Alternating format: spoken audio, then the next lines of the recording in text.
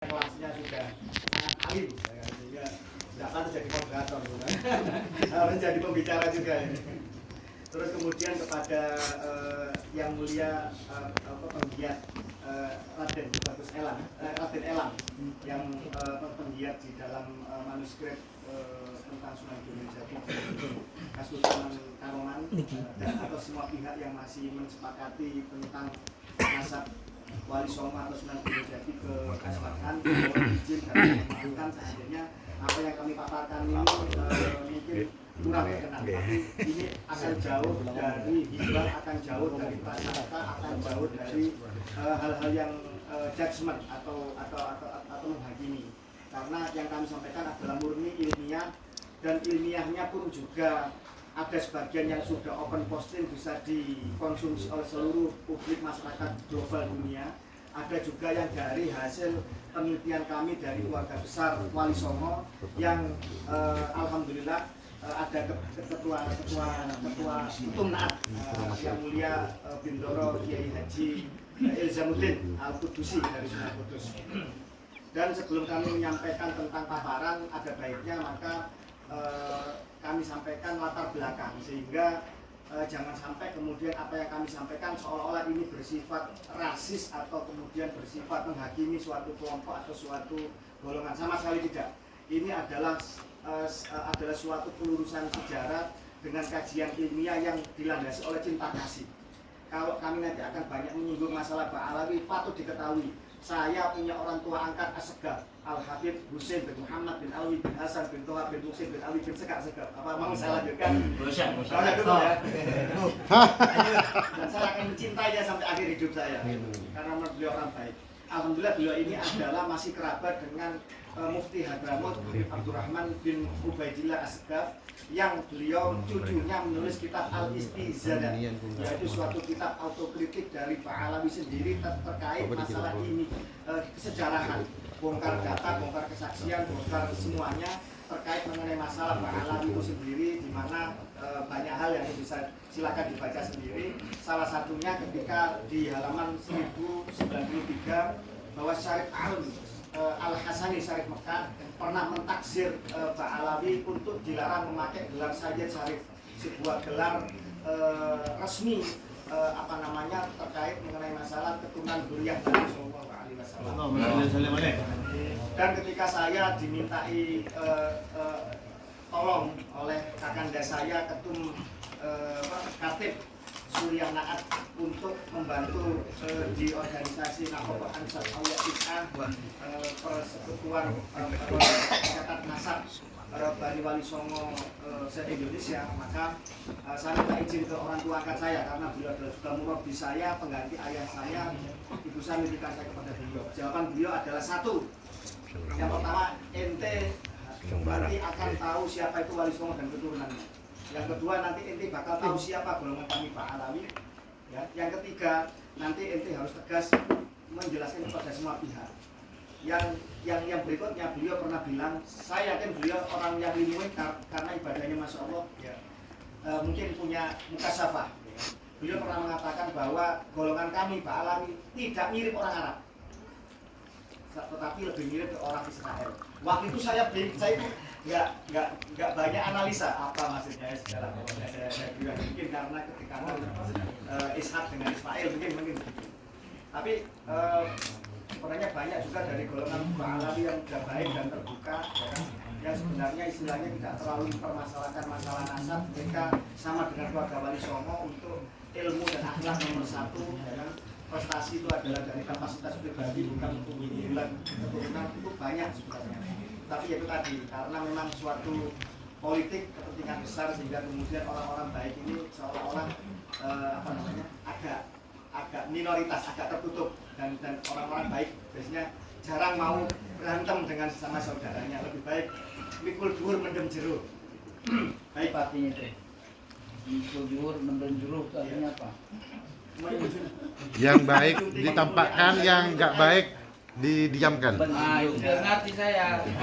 Walaupun sebenarnya kalau membaca kitab Al-Istizadah karangan Habib Ali bin Abdurrahman bin Ubaidillah As-Segaf, itu sebenarnya sangat detail membelajari tentang imigran Yaman yang datang alaminya ke Indonesia, termasuk juga terkait masalah kebijakan pada Belanda, gaji berapa dan lain-lain lah, pokoknya banyak di situ, silakan dibaca sendiri.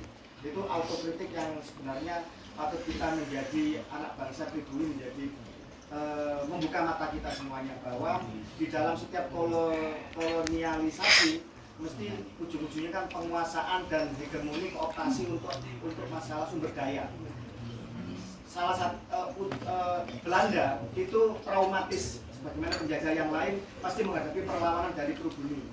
Belanda pernah menghadapi perlawanan yang sangat hebat dari Kesultanan Aceh, menghadapi perlawanan hebat dari Sultan Ageng Tirtayasa, menghadapi perlawanan hebat dari Pangeran Diponegoro. Yang dari situ Belanda sampai bangkrut, keuntungan sekian ratus tahun berdagang, monopoli rempah-rempah dan Nusantara, sampai kemudian Belanda terpecah menjadi Belanda, Belgia, dan Luxembourg. Ketika menghadapi traumatis seperti itu, maka Belanda membuat politik kelas. Politik kelas ini juga tercatat di dalam sejarah resmi Indonesia, di mana warga kelas atas, kelas putih, ya kan, ada satu A-nya Belanda, satu B, satu C Inggris dan lain-lain, ya kan, negara kelas putih. Dan kemudian ada warga negara kelas 2 dan warga kelas 3, pribumi, ulama dan kaum ningrat bangsawan juga termasuk kelas 3. Nah, dari kelas 2 ini ada Arab, Cina, sama India. Nah, Pak Alawi rupanya ingin menjadi warga kelas 2A. Jadi kelas 2 yang paling elit. Dengan apa? Dengan itu tadi, kooptasi tentang nasab. Begitu. Nah, hal ini diakui sendiri oleh Pak Alawi, dan kemudian dalam sejarah juga tercatat bahwa ketika semua berdiri 1928, mereka satu-satunya dari kelompok etnik di Nusantara yang tidak mendukung 1928. Baru kelak 1934. Banyak sejarah selain juga Mukti Batavia yang melukai Banten dan bisa diidentifikasi sendiri. Nah, ketika kemudian kami bersepakat anak cucu para wali songo untuk ya kita bicara secara ilmiah, lepas dari semua doktrin, karena nasab ini berbeda dengan ilmu dan makom. Makom bisa dicapai dengan riyadhah wal mujahadah, dengan tolakul ilm. Siapapun bisa, ras apapun bisa. Tetapi nasab adalah given, suatu takdir yang Allah tentukan, dan ini tidak bisa diutak-atik oleh siapapun. Dari situ, catatan Tuhan dalam diri kita tidak bisa dimunafik. Tetapi catatan manusia kita masih bisa diotak-atik, masih bisa diintervensi, masih bisa dimanipulasi. Itu. Nah, berangkat dari situ kemudian anak cucu Wali Songo sepakat untuk ayo kita jujur mengkaji semua kitab, dan sebagai salah satu kaidah nasab adalah yang pertama adalah kita harus punya catatan keluarga, punya Wali Songo. Yang kedua, kita harus diakui oleh keluarga besar kita di internasional. Caranya gimana? Ya kita nyambung dengan negara asal leluhur. Kalau leluhur kita samarkan, ya kan, logikanya ke Asamarkand, ke Samarkand, ya kan. Ya coba kita tanya ke sana. Kalau Maghribi ya kita tanya ke sana. Nyambung nggak? Ternyata nyambung dan diakui. Kurang apa lagi? Tapi ada kajian ketiga, yaitu kajian genetika yang sebenarnya kita ini sangat ketinggalan. Di dunia Arab sana sudah 98 tahun 2000-an itu sudah booming dan sudah terpetakan mana yang pencatol nasab, mana yang ngaku-ngaku, dan mana yang asli. Dan itu sebagian open posting di Family Tree DNA Amerika. Nah, itu riwayatnya sebetulnya riwayatnya. Nah, kemudian kami sebagai seorang yang ilmiah tidak boleh percaya begitu saja dengan hal-hal yang open posting. Kami juga harus melakukan riset, kami juga harus melakukan penelitian sendiri, dan ini tidak murah. Karena tes DNA yang lengkap, mtDNA, autosomal DNA, big DNA ini sekitar 12 juta, sekitar 12,5.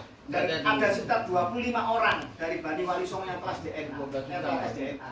Dan tidak itu saja, ada juga suatu marga yang punya kerajaan di Nusantara yang diklaim bagian dari Pak Alawi. Kita tes DNA juga, ternyata mereka sama sekali bukan bagian dari Pak Alawi. Ya. Ya. Terus kemudian juga yang Pak Alawi sendiri kita tes DNA juga, jadi kita nggak hanya percaya kepada yang open posting, kita tes Pak Alawi sama. Dari situ. Demikian juga yang punya ibu atau nenek yang ada Pak Alawinya, kita tes DNA, dan alhamdulillah open posting dan hasil riset itu sama. Dan ini mahal sekali. Riset ini riset yang bukan murah, riset yang mahal sekali. Awalnya saya itu bertanya kepada senior saya yang kakak kelas di ITS Surabaya, S2 S3-nya di Jerman. Kebetulan beliau menikah dengan seorang Yahudi Askenazi Jerman. Saya tanya, namanya karena beliau selama ini serba tahu, namanya saya tanya mesti tahu ya. Mas, saya tanya, cucunya Mbak Idris Gamsaran yang lulus kitab ekot atas perintah PB 2. Ya. Nah, itu saya tanya, Mas, saya tanya, Pak Alawi Indonesia itu keturunan siapa? Itu ketawa itu ada 1 menit. Intinya gini, kowe ini jadi wong aja kuper-kuper. Paham ya maksudnya ya? Jangan kuper jadi orang. Jangan kuper jadi orang. Paham. Jadi Pak Alawi kui adalah keluarga besar dari Yahudi internasional. Kamu ini, saya ngomong ini ilmiah, ya kan? Kalau nggak terima saya akan dituntut open posting, ya kan? Bukan saya yang ngomong. Ya kan? Nah, kemudian beliau memberikan kunci-kunci dan memberikan arahan-arahan. Akhirnya kemudian kami buktikan sendiri di Family Tree DNA. Ternyata keluarga besar Nabi dari Al-Musawi, dari Al-Ja'fari, dari Toba-Toba Al-Ahmad, dari Al-Jilad dan macam-macam. Ini ternyata berbeda dengan Pak Alawi. Pak Alawi terkonfirmasi haplogrup grupnya G, bahkan haplogrup grup G ini sama sekali bukan orang Arab, tetapi terindikasi adalah keturunan laki-laki dari Kaukasia, suatu suku di Asia Tengah. Ini persis seperti teorinya Ernest Renan yang mengatakan bahwa penduduk Israel sekarang banyak mayoritasnya bukan dari Yahudi, keturunan lurus atau Kohanim ya. 12 suku dari putranya Yakub bin Ishak bin Ibrahim, tetapi dari suku yang mencangkok masuk agama Yahudi di abad-abad 9, 8, 9, 10 itu ya, yang kemudian musnah di serbu Mongol, musnah di serbu suku Rusia, namanya Bani Khazar. Dan ini ada dokumentasinya, surat menyurat antara Perdana Menteri Yahudi Andalusia Umayyah Hasda bin Sakud ketika Sultan Abdurrahman III di awal abad ke-10 itu surat menyurat dengan dengan Raja Khazaria. Ada surat menyuratnya. Mereka mengatakan kami agama Yahudi karena dia tidak diserang oleh pasukan Salib dan pasukan Muslim. Kami dia di tengah-tengah, gitu. Dan kami juga bukan keturunan dari Ibrahim. Tidak ada kami keturunan dari Ibrahim, tapi kami keturunan dari Nuh, salah satu putra dari Nuh. Nah, putra dari Nuh siapa? Silakan nanti kasih sendiri. Begitu. Nah, akhirnya dari open posting yang di Family Tree DNA ini yang Pak Alawi yang haplogrup G ini, kita bandingkan dengan beberapa situs yang memang meneliti tentang keturunan Nabi Muhammad SAW di banyak negara Timur Tengah. Ternyata para sayyid sada yang hidup di lingkungan Arab, ya kan haplogrupnya J1 dengan beberapa kode-kode mutasi yang telah kami petakan dan telah kami data. Kami juga buat tabel keturunannya, begitu. Tetapi tidak menutup kemungkinan mereka sayyid sada yang di luar dunia Arab akan mengalami mutasi gen. Karena apa? Menurut saya kromosom Y ini kan kromosom, saya agak teknis ya. Kromosom Y ini kromosom yang memicu maskulinitas. Tanpa kromosom Y, dada kita akan menggelembung, kenyal menghasilkan susu. Tanpa kromosom Y, bibir kita tidak ada kumis dan jenggot. Iya, karena ada kromosom Y. Nggak kalah sama juga. Saya ada juga. Ada. Iya kan selalu serius. Biar nggak tegang. Terus. Kromosom Y maka ada maskulinitas, dan maskulinitas ini mempengaruhi 22 pasang kromosom autosomal DNA sumbangan ayah dan ibu berambut ke ujung kaki. Nah, itu sudah kami tes juga dan kami tanyakan koresponden dengan Family Tree DNA, dan insya Allah kami juga tidak sok tahu. Kami juga diskusi dengan Profesor Sitiman, ya ahli biomolekuler dari UNER. Kami juga beberapa kali dan besok juga ketemu sama Profesor Herawati Sudoyo, pakar genetik kita yang kelas dunia, yang meneliti bom-bom serpian, bom teroris itu ya, tahu siapa korban-korban itu. Beliau diakui sebagai pakar mtDNA kelas dunia. Lebih sulit ini dibanding YDNA karena kromosom X itu ayah, ibu, nenek, kakek itu masih nyambung, lebih rumit. Insya Allah besok kami jam 11 ya, 11. Kemudian ketemu untuk kami undang di seminar nasional. Monggo seluruh keturunan Sunan Gunung Jati, tokoh-tokoh bisa hadir di seminar nasional nanti di UIN Syarif Hidayatullah. Kita akan menyeret polemik nasab ini agar negara juga terlibat dan akademik juga terlibat. Hanya itu, keluarga besar kita, para nakibul asyraf seluruh dunia akan kita hadirkan, termasuk Bani Jamil yang mencatat 3 putra keturunan Ahmad bin Isa yang terkonfirmasi benar, yaitu Muhammad, Ali dan Husain. Dan mereka juga bersaksi tidak ada kami punya datuk, punya kakek, punya saudara bernama Ubaidillah. Yang akan kita hadirkan di Indonesia. Kita tinggal tunggu tanggal mainnya. Nah, kenapa sebenarnya Bani Wali Songo kok susah seperti ini? Selama ratusan tahun, mungkin karena penjajahan, mungkin karena ajaran, seluruh keturunan Wali Songo dari semua 9 sunan dan keturunan dan kerabatnya dan kesultanan sangat tabu membanggakan nasab. Betul tidak? Betul. Kita lebih mengedepankan ilmu dan amal.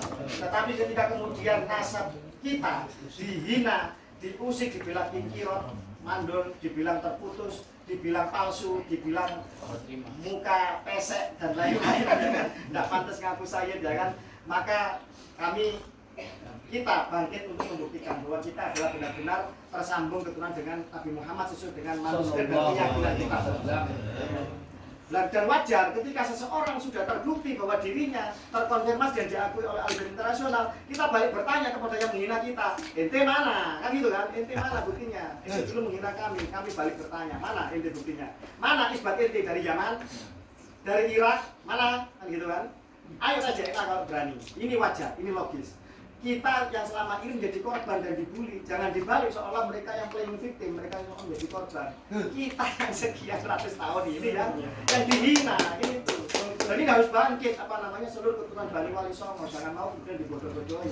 Terbukti ada satu kesultanan yang dicangkok nasabnya, ternyata atas itu juga gagal. Dan mereka bersaksi bahwa di dalam keluarga kami, kesultanan di Kalimantan, saya tidak nyebut ya, silakan diartikan sendiri, itu tidak ada baca rotib, baca macam-macam. Kami baca Manaqib Syekh Abdul Qadir Jailani, kami ya Jibaan dan Amalia Nusantara, kami juga bertorikoh dan seterusnya macam itu. Nah, kembali kepada hasil riset Bani Wali Songo. Hasil riset Bani Wali Songo terkonfirmasi memiliki kode-kode mutasi Ahlul Bait Nabi SAW. Tepuk tangan. Ada kode mutasi L136 punyanya Ibrahim, L147.1 punyanya dari Ibrahimi ke bawah, dan ada kode-kode mutasi punyanya Hasan maupun Husain. Kalau O. Walaupun O. Karena O ini masih mungkin jadi keturunan J, karena ada IJ yang IJK yang ini atau L15 yang ini akan menurunkan haplogrup O. Tetapi haplogrup G tidak mungkin menjadi keturunan J, karena dia mutasi dulu. A, B, C, D, E, F, G. Tanyakan. GHIJ kan GHIJ, pertama ngumpul GHIJ, GHIJK. G mutasi dulu. IJK mutasi sendiri. Nanti IJK mutasi sendiri, I dan J gabung masian, K mutasi sendiri. Lah IJ nanti mutasi sendiri. Lah G ini mutasi dulu. Nggak mungkin seorang kakek menjadi keturunan cucunya. Ini yang gitu logikanya. G mutasi dulu. Nggak mungkin ini menjadi keturunan J. Dan itu ditegaskan juga dari korespondensi kita dengan baik peneliti DNA maupun pakar-pakar genetik Indonesia yang kelasnya profesor. Oh, aman. Bapak melibatkan Malawi dalam Enggak, kalau aman. Bukan asumsi, bukan. yang tidak aman itu sekarang konsumsi masyarakat untuk memasukkan barang ini kenapa? Saya ini orang kolor. Bagian-bagian DNA itu orang ngerti lah kita mah. Tahu-tahunya yang munasab kayak gitu. Allah. Jadi semacam itu yang bisa Sponsor, biar tidak tegang. Ada yang lebih pakar dan lebih ngerti dari saya, mari kita diskusi. Kalau kami memang ada semacam kekurangan, bisa nanti membuka sendiri, misalkan tentang penelitian DNA, Awali Project, atau Hashimi Project, atau bisa melihat Jawisgen atau jawisdna.net yang telah mengisbat Bani Alawi Yaman keturunan Alawi bin Ubaidillah sebagai bagian dari keluarga besar Yahudi internasional. Jadi semacam itu.